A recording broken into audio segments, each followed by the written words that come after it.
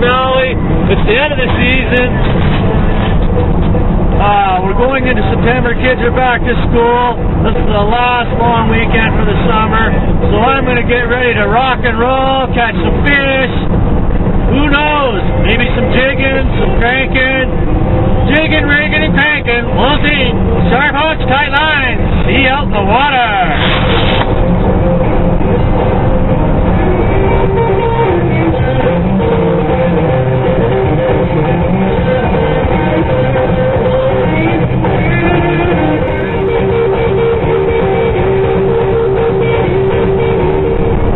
Hope you guys enjoyed this year's adventures, this year's journals. I had a lot of fun. Sharp hooks, tight lines. See you out in the water. Good morning, everybody. Andy Vander, Ploeg. Welcome and thanks for joining Andy's Fishing Adventures, Andy's Fish Journals, shows, slideshows, on and on it goes.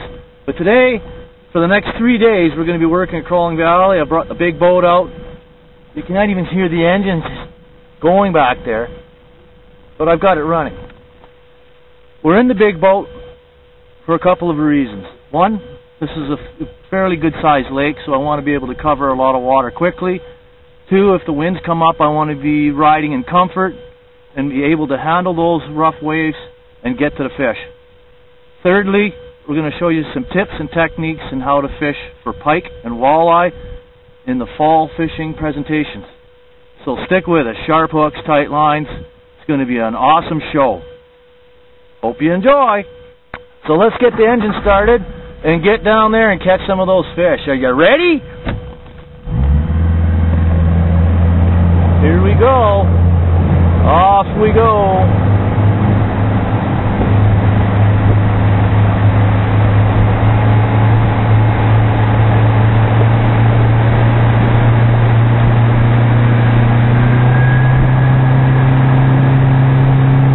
And here we go.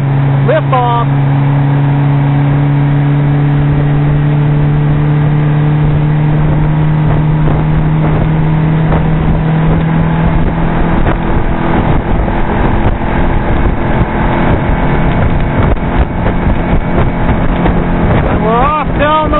We're going to go catch some walleye, pike. You don't know what we're going to do next, so sharp hooks, tight lines.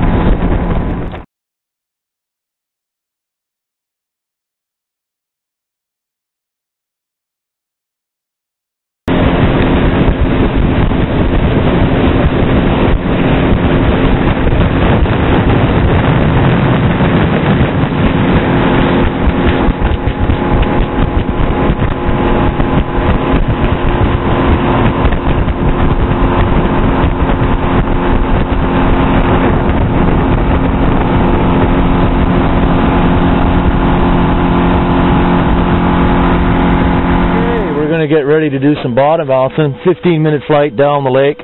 We're about 6-7 miles down, and today I'm going to try for some pike and walleye. So I've got a heavy-duty rig tied to my bottom bouncer, spider wire. This is in steel wire, so I can get both the pike and walleye. And I'm going to tip it with minnows. And all my other rods are sitting here ready to go. I'm in my big boat. I'm sitting in comfort. That's the way it should be. I mean, look at this rig. I can stand on the side on the gunnels. This is what you want. You want to be able to sit in comfort.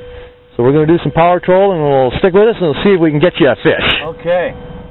I've had several bites on the bottom bouncer, and they're biting really light on it. So what we're going to do is we're going to anchor in and start jigging, because they're telling me they want it really slow. So vertical presentation, cast, maybe walked real slow. The blading, I'm getting the bites, but they keep stealing my dew worm off. So that tells me, listen to the fish, because they know and how they want it. So let's see what we got. Oh, we got our first starter walleye of Crawling Valley for the last days of summer. Look at that. Just a little fella. Good looking fish. Oh, he choked at me. We'll get him back in there and even catch another one. So stick with us. We're going to do some anchoring and jigging in.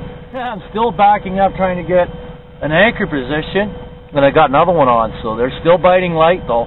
I just had a little piece of dew worm left on there. And we got ourselves another little walleye. Look at that.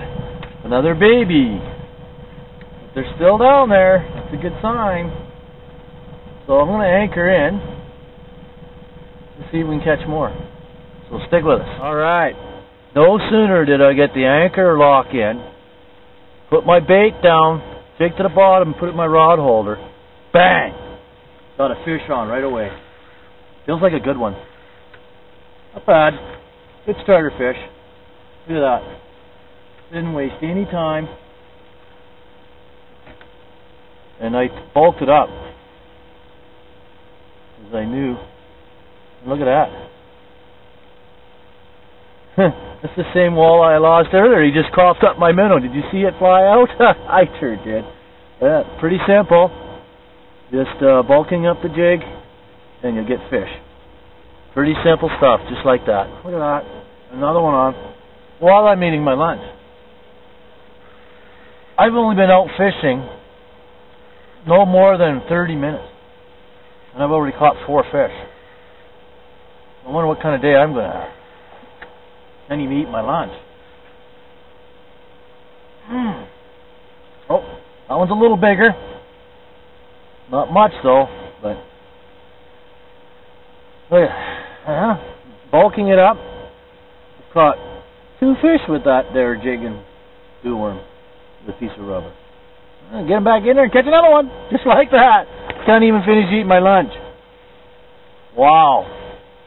Fun fishing. Alright, I got a dandy on. I'll just show you guys the dandies because we'll catch 100 fish, no problem. I'll run out of bait. I always do at Crawling Valley. When you get into a jig bite, you run out of bait. This one, a nice one. A little bit bigger than the last ones. Bear with me. A little bigger. Yeah, like much bigger. He's triple the size of the last one. Look at these walleye that you can get at Crawling Valley. And remember everybody, everything is catch and release at Crawling Valley, 0 limit on the walleye. You can get 3 pike over 63, whitefish if there's any, the odd rainbow, burbot, perch, but you got to put these guys back. They're a lot of fun to catch though. Give him a kiss and put him back in there. But what I'm using is simple technique, just a little jig with a piece of dew worm and a grub on it, just to keep the bait on there. And you'll catch a lot of fish doing that.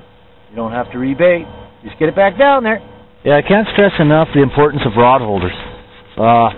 These here fish on ones, I can turn any direction I want. I can pivot it up any height I want. But right now I've got it on jigging low. There's no wind today, so I can keep it close. Rod tip close to the bite as possible. So when they pick it up, I'll detect the strike. A lot easier when you do it that way. But anyways, and then you can keep your hands free and you can go off in the boat, have lunch because we're anchored. Just sit here and relax and you wait for the fish to come. And if you've got your back turned, that big one won't pull your rod in. That's why it's so important. And they also help me catch a lot of fish, believe it or not. You just pick it up and pull it out of the rod holder just like that and you slam the fish. So rod holders are very important. So keep that in mind when you're out fishing so you don't lose your rod. And you detect a strike. Look at this. While we're talking, we got a bite. See how important that is? See the bite? See the bite? See the bite? So I'm going to get that fish. And sometimes I can get it right out of the rod holder. Sometimes you can get it right out of the rod holder.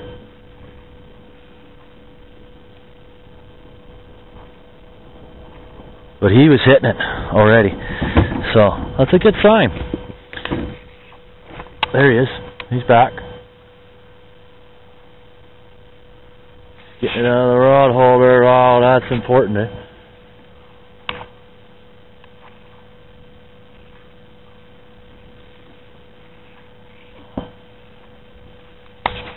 So, we'll show you the fish in a minute.